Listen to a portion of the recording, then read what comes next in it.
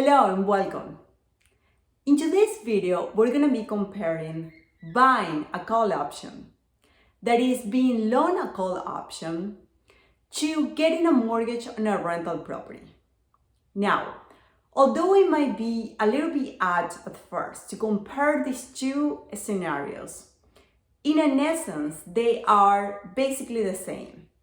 In both cases, we get all of the upside potential if the asset increases in price versus limiting the downside if the asset goes down in price.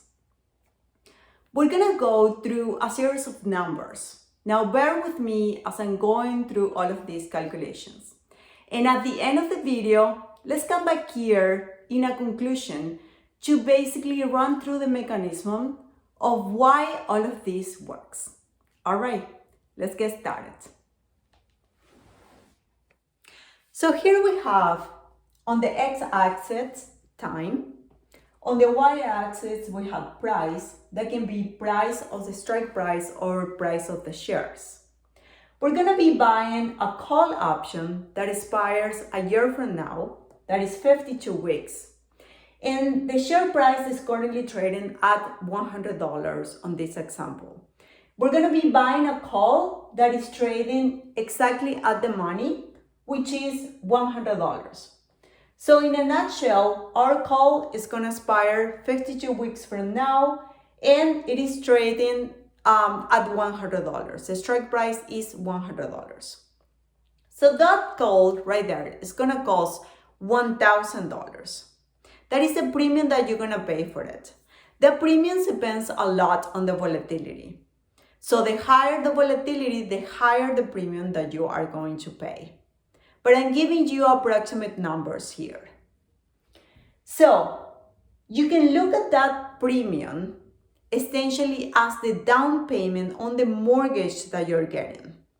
And when you get a mortgage, you are, in a nutshell, getting use or the right to use the property.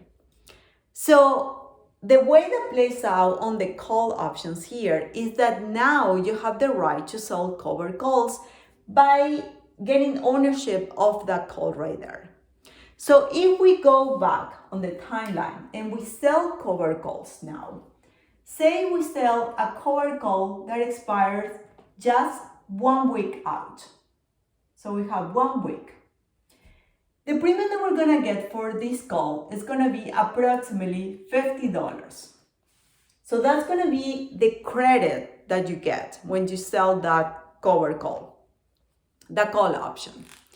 Now, if we do this week after week by rolling the position, or if it expires out of the money by selling it out again, essentially during that 52-week period, we're gonna be collecting approximately $2,600.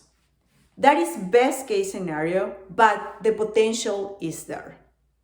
At the end of that year, we're gonna have that cash in exchange from that call option. This call option is gonna expire out of the money if we are still trading at the same price that we started with. Now, at that point, you can just walk away with the money, or you can, in a nutshell, extend this call option by going out 1 year again, and also decreasing the strike price. Say your new strike price is gonna be $95 or even $90. So what you're doing right there is basically you're paying down your mortgage, so paying down your principal, and you're extending your mortgage. It's the same thing as what happened with the mortgage that we're paying off on a 30-year loan. Over time, we are paying that principal down. The same thing happens here, except that we need to extend that call option. We need to extend that mortgage, and at the same time, we have the potential to pay down the principal. And we do all of that with the money that we have accumulated by selling, constantly selling week after week, this call here. Okay, so let's put all of this together in the conclusion. Now you can see that owning that call option gives us the opportunity to collect income by selling call options against that position. In the same way that getting a mortgage on a rental property gives us the opportunity to utilize that property and collect rental income on that property. Now, at the end of the year, you can just walk away with the cash, or you could extend the call option and even improve our strike price. This is essentially the same as just continuing with a mortgage while you're paying down your principal.